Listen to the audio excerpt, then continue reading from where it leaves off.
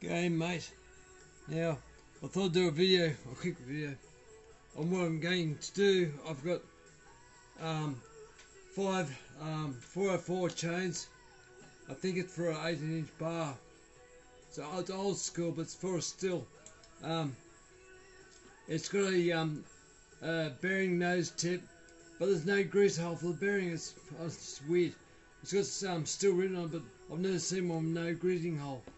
Anyway, what I'm going to do is I've got 3 chains I can use. The other ones are 1 or 2 lengths too short. It's an odd setup. I need to get a new bar, but I've got heaps of 24-inch or 25-inch chains, but only 3 chains I can use in a small bar. So what I'm going to do is actually see if the angle of the chain affects the way it cuts. Now, the way it is now, like where I'm here, I'm sitting on 30 degrees. So I'm going to make all the degrees on this 30 degrees. So 30 this way, 30 this way. I'm at the moment doing the left-hand cutters. Thought I'd show a video why I'm doing this.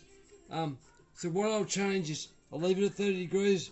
On the back of the machine here, there's a grey wheel at the back. Normally I set it at 60 degrees.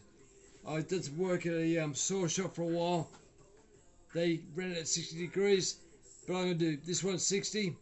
I've done 59. I'll do 58. If I can get one of these other chains, Matt's got a chain breaker. I'll try and do 57, 56 if I get enough links and stuff. Yeah, it's trying to scrape things together without any money. It's fun. Anyway, I thought I'd show you. I've had this disconnected. I did a video before with a XP chainsaw. Now normally these things spin this way. That's all I do. The reason being there's 2 circuits on this sharpener. There's a pre-circuit and a main circuit. Now the pre-circuit throws power to the motor with a capacitor. So that spins it up, and then once it starts spinning, there's a clutch. Once the clutch just spins, it's like brr, you hear it. Once it starts spinning up, then the main motor will kick in, and then off it goes. So you get a bit of power and a bit of torque. Now I watched a video where a guy, he gets a power drill and spins it up. Now that works for a bit, but on these ones they don't. It will run backwards, but as soon as you load it up, the way I'm doing it now, as soon as you load it up like that, it stops and hums and goes flying back the other way. So my brother-in-law worked out with the capacitor. If you disconnect the capacitor, so all he did was cut the wire, but make sure you get an electrician to show you how to do it. And he insulated it so it can't run, but you have to start this now with electric drill, otherwise the motor will burn out.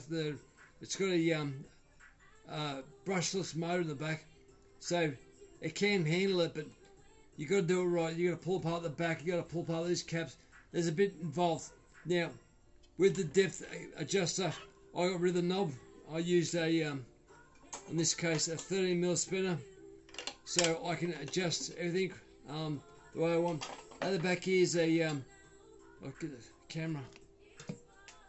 Fly you around. I've actually modified the stop. I suppose the knob used to be a plastic knob. Now I can adjust it and lock it up.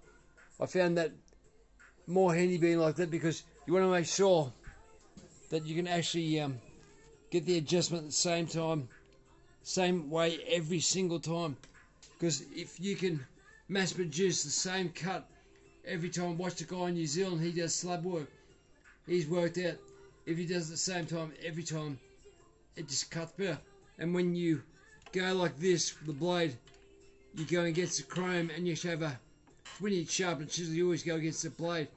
This way all the crap, all the offcuts, they just get cleaned off, and basically you're left with almost like a new chain. And when you do the right hand side and you spin the other way, it does the same thing. Now if you don't, you use it the way they have factory intended. When you're doing these teeth, you have to burr on one side and this one no burrs. I thought, well, why? That doesn't make sense. They do it for safety, so I've got my safety safe. I've got my can of Coke, and I've got some earmuffs. You can also wear a dust mask. I've done that in the past, but I normally sit out here off camera, because when I throw it up, this will throw stuff, sharp and hot sparks my direction. Now, whoever had this is an old bloke. I met him probably 15 years ago. He was a fencer in Hunter Valley area, and he was a nice old bloke, but he had diabetes, so he had gout and he had problems with his legs, but he wouldn't give up. He always kept on working. He's a funny old bloke. Now, the reason I'm talking about him, he hand filed this, and he's done a damn good job. I only found one tooth on this chain that wasn't the right depth. That's the same. So I don't know what happened there, but this is the fourth chain of sharpens. The other chain I got doesn't fit, but the fourth chain of sharpens that every single one's been right and it's been hand filed. So I'm impressed. Anyway, I've got this set so I can bring it back to where I want. I actually put Loctite on this little flap, so because I found this thing, plastic would vibrate and go loose and drive me nuts.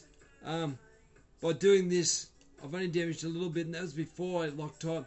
So this stays where it should be, and it's pretty good actually. So I put that there, lock it up. I used to have a red plastic knob on the end here, but I found when you start using it for a while, it squashes your hand and you get cramps in your fingers. Oh, it hurts. Now this handle here is off a coping saw. So if you do, carpentry, you know what I mean, but a bit loose now, but it allows me to put a bit more pressure. You don't want to get too far. It's die cast, so many of you break, but it lets me hang on to the chain where it should be. Now this chain's an old chain, so that I had to make sure every single tooth is pushed down. I should have done them in care or diesel and soaked them and cleaned them, but yeah, it's an experiment, and it's good though. I've seen so many people spend time and money on experimenting. Why do what we do is because our grandparents or father told us to do it. Is there a reason? Is there a better way? I thought, well, I'll document what I'm doing, and if it does work out better. Now, straining firewood is very hard stuff. There's wires, there's sand, it's hardwood, so pine's different. Pine's got a lot of saps and resins, and they can be very sticky, but our stuff is hard, and it's like cutting through, I suppose, rocks sometimes. It's terrible. Or you hit a bloody nail, then you know about it. But I just thought, I've done one already in a .325 chain at 58, and I was impressed, but the wood chips are very triangle, they're small. When you do 60 degrees on this type of chain, you get a nice square file. So I'm curious to see. These have a wider cut, so they're not as quick, but the old blokes use them for a reason now. I don't know if it's because they couldn't get 3/8. The solid saw, it's quite old, but it had a 3/8. It's not the old saw, but I know 3/8 was around, but I've had a saw, what was it, Solo 6, I can't remember what it was now. Oh, blue thing, little small saw, but it had 404 chain. It was only about, I don't know, 4 inches long. But anyway, I'll show you what I mean, you guys. So I'll set up to there, so I always go back in stopper. I don't go hard because there's movement. It starts wearing things out. But I lock up like that. I've already preset this. So 5mm Allen key head. Now you don't start it unless you're wider probably. You gotta spin it. So now I'm going backwards. So hopefully we can see what we're doing. Looks like it. So I'll show you what I'm gonna do. Little taps. Now this is a diamond tipped blade.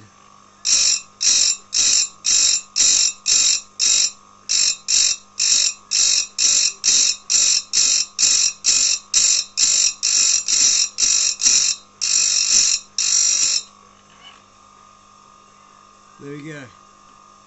Now that's the last two. Now, just here, I don't know if you can see it, but there's a tiny, tiny little mark. So you can gauge. There's a tiny little like a mark, chromey mark, just there. There you go. Focus, focus. Yeah, there you go. So you see the little shiny part. That way you know if you're going the same depth every time. Now I've got the rakers. I've got the saw set with this depth raker, depth cutter, but that's how I know what I'm doing. So if I go down and eventually I just kiss it, and that's all I want. It's a tiny little shiny mark. That's it. Now to improve what I'm doing, I always do the right hand side first. Measure your tooth. Now these verticalibers, I've modified it, and it said stainless hardened, like crap it is. Might as well say it's tin. I got a hacksaw, cut a piece out either side, cut the ends off it, squared it up, so you got a nice way of measuring. I dropped it and snapped the wheel off, but I can now measure the right hand side. Once you got that measured, lock it off. Then you can move it to the left hand side. So they're the same.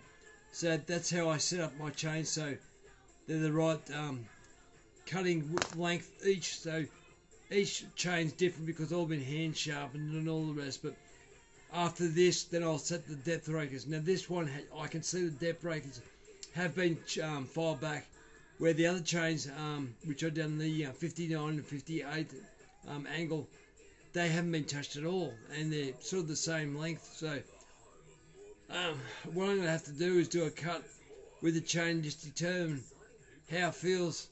I've got a depth raker for gauge for a 3/8.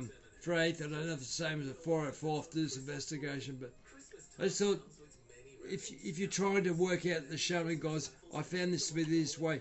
I got this off eBay for about $100 or $108, I think it was. It's German made. I think it's 115 mils. I think.